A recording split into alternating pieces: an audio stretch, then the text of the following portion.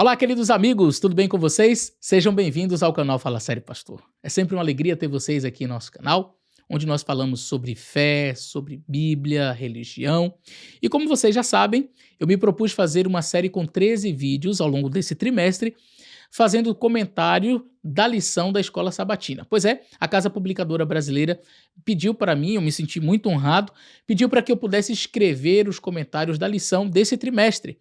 E eu escrevi, você vai encontrar no site da Casa Publicadora, vou deixar aí no link da descrição, você pode entrar lá e ler os comentários da lição. Então eu resolvi gravar uma série de vídeos exatamente comentando cada lição, cada semana, a lição da Escola Sabatina. Compartilhe com seus amigos, aproveite, espero que esse vídeo seja uma bênção para você que é professor, para você que é aluno, vai participar na hora lá da lição, no momento da Escola Sabatina, você pode contribuir. Então eu realmente espero que esse vídeo seja uma bênção para você.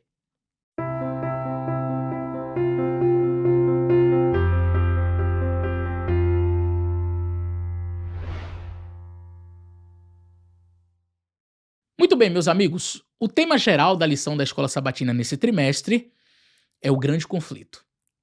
E a lição desta semana teve como título a questão central, amor ou egoísmo?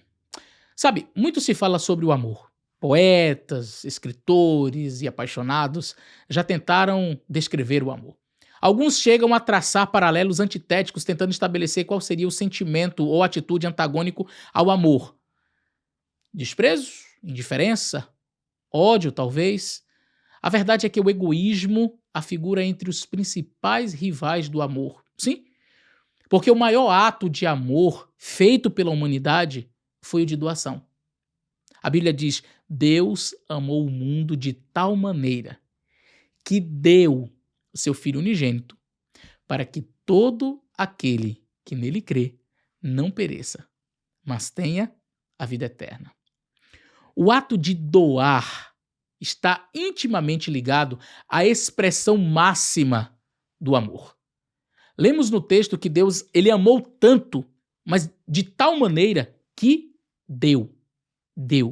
Portanto, o egoísmo representa todo sentimento e atitude contrários à doação e é o rival do amor por excelência. Muitos não têm a dimensão do problema do egoísmo. Não fazem ideia de quão profundas raízes ele pode estabelecer no coração humano. Há alguns que vivem uma vida de egoísmo sem saber, imaginando estar fazendo um serviço para Deus. O egoísmo humano, escondido no coração, permanece visível nos livros do céu. Ali estão registrados deveres não cumpridos para com o semelhante e o modo como os preceitos do Salvador foram esquecidos. Ali se verá quantas vezes foram cedidos a Satanás o tempo, o pensamento e a força que pertenciam a Cristo. Triste é o relato que os anjos levam para o céu. Seres inteligentes que se declaram seguidores de Cristo estão submersos na preocupação em adquirir bens mundanos ou usufruir prazeres terrenos. Dinheiro, tempo, força são sacrificados na ostentação e condescendência próprias. Mas são poucos os momentos dedicados à prece, ao exame das Escrituras, à humilhação da alma e à confissão do pecado. O livro Grande Conflito, páginas 408, 487 e 488. Falando um pouco mais sobre o amor, é necessário dizer que ele é manifesto no livre-arbítrio. Uma das premissas básicas do amor de Deus é a liberdade que ele concede às suas criaturas. Isso ficou evidente nas ações da nação de Israel ao longo da história. Inúmeras oportunidades foram dadas por Deus para que houvesse sincero arrependimento, confissão e mudança de comportamento. Entretanto, Israel sempre andava por caminhos tortuosos. A culminância da rebeldia da nação israelita ocorreu com a morte de Cristo, já finalizando o período ali das 70 semanas dadas por Deus àquela nação, conforme está escrito no livro do profeta Daniel. Durante o seu ministério, Cristo pregou e tentou alcançar e salvar todos os que se achegavam a ele. E foi justamente nesse contexto que ele alertou seus discípulos das terríveis assolações que estavam por vir sobre Jerusalém. Ao ser completamente devastada no ano 70, com milhares de mortos entre homens, mulheres, crianças, enfim, idosos, questionamentos acerca do amor de Deus podem ter sido feitos. Tais questionamentos se desfazem diante do livre-arbítrio. Ao rejeitar a Cristo e suas advertências, os judeus se colocaram numa posição em que não podiam escapar das consequências de tal rejeição. O livre-arbítrio nos permite escolher de que lado queremos seguir, mas não nos isenta das consequências das decisões tomadas.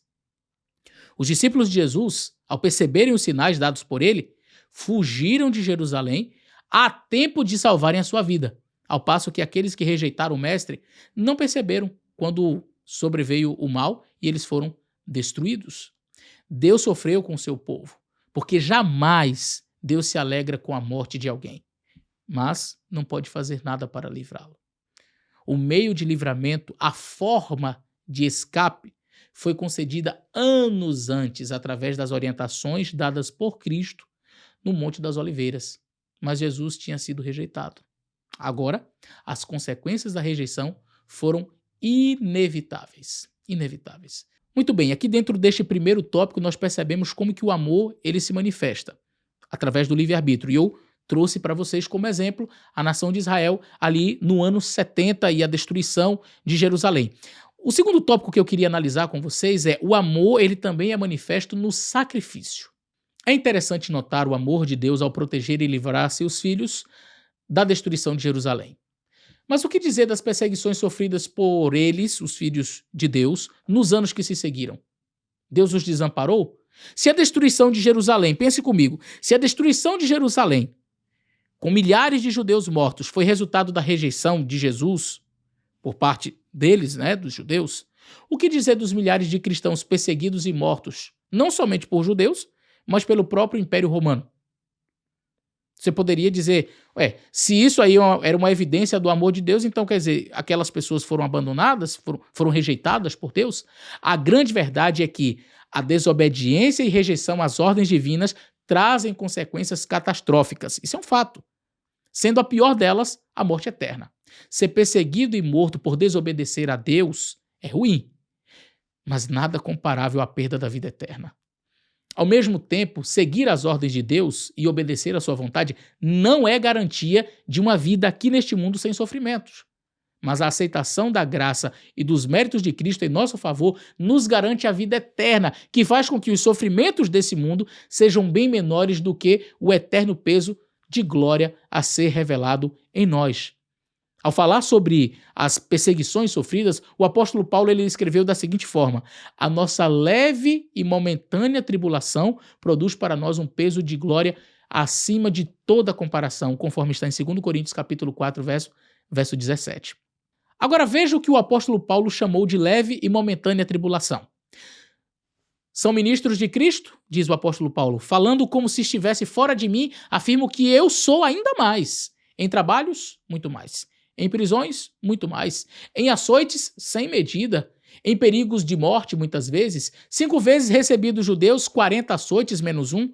3 vezes fui açoitado com varas. 1 vez fui apedrejado. 3 vezes naufraguei. Fiquei 1 noite e 1 dia boiando em alto mar. Em viagens, muitas vezes, em perigos de rios, em perigos de assaltantes, em perigos de patrícios, em perigos entre os gentios, em perigos na cidade, em perigos no deserto, em perigos no mar, em perigos entre os falsos irmãos, em trabalhos e fadigas, em vigílias, muitas vezes, em fome, sede, em jejum, muitas vezes, em frio, em nudez. Além das coisas exteriores, ainda pesa sobre mim diariamente a preocupação com todas as igrejas, 2 Coríntios capítulo 11, versos 23 a 28. Tudo isso foi para Paulo como uma leve e momentânea tribulação. Porque algumas pessoas são livres da morte e outras não? Porque uns tiveram a vida poupada por um milagre divino, ao passo que outros deram a vida como um sacrifício diante dos inimigos? Não temos todas as respostas para perguntas tão importantes como estas, mas sabemos que o Deus que livrou uns e outros não, concederá a vida eterna a todos que o aceitaram. O terceiro tópico deste nosso comentário, o amor, a marca do verdadeiro discípulo. Ao longo dos séculos, Satanás tem tentado destruir os filhos de Deus, assim como tem tentado impedir a expansão da pregação do evangelho ao mundo. Os seus esforços sempre foram fracassados, obviamente. A princípio, ele estabeleceu a perseguição, a tortura, a morte, na tentativa de fazer com que o medo da perseguição minasse o desejo das pessoas de se tornarem cristãs e pregassem o evangelho. O resultado foi exatamente o oposto do que havia sido esperado pelo inimigo. O cristianismo cresceu assustadoramente nos primeiros séculos. A imagem do Cristo ressurreto na mente dos discípulos impulsionou-os a pregar a mensagem ao custo da própria vida. Quanto mais cristãos morriam, mais cristãos apareciam. O sangue deles era como semente em solo fértil. Uma das características mais fortes que trouxe sucesso à pregação do evangelho foi a unidade em amor que havia entre os primeiros conversos. A igreja cresceu por viver aquilo que havia sido dado por Cristo a eles como uma ordenança. Disse o Senhor Jesus: "Nisto todos conhecerão que vocês são meus discípulos, se tiverem amor uns aos outros." João 13, verso 35. Os primeiros cristãos não somente pregavam sobre o amor, eles viviam o amor, e isso fez toda a diferença. Hoje não é diferente. Quando a igreja experimentar viver o que os primeiros cristãos viveram, passaremos pelas mesmas perseguições, mas veremos os mesmos milagres acontecerem. Milhares se convertendo em um só dia e Cristo finalmente voltando para nos buscar, voltando nas nuvens do céu. Sabe, Deus nunca prometeu que no mundo nós não passaríamos por tribulações. Ele prometeu estar conosco em cada uma delas. Deus livrou os amigos de Daniel numa fornalha, mas não livrou milhares de cristãos de serem queimados vivos nas arenas romanas.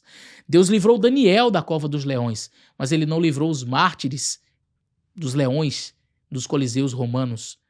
Livrou João de ser queimado vivo num tacho de óleo fervendo, mas não livrou Paulo de ser decapitado, nem Pedro de ser crucificado de cabeça para baixo. Sabe o que todos eles têm em comum?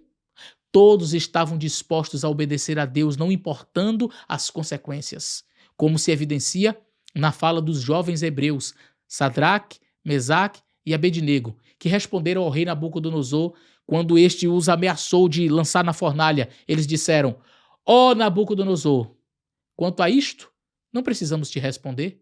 Se o nosso Deus, a quem nós servimos, quiser livrar-nos, ele nos livrará da fornalha de fogo ardente e das suas mãos, ó rei.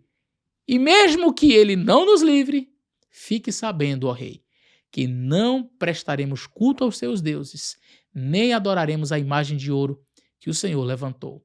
A obediência deles não estava condicionada a uma resposta positiva de Deus quanto ao livramento da morte, mas a confiança de que Deus, livrando naquele momento ou não, certamente lhes daria a coroa da vida eterna no final. A confiança deles estava no mundo vindouro, no amanhã da vida eterna. Que essa também seja a nossa esperança hoje. Que Deus te abençoe. Até o nosso próximo vídeo.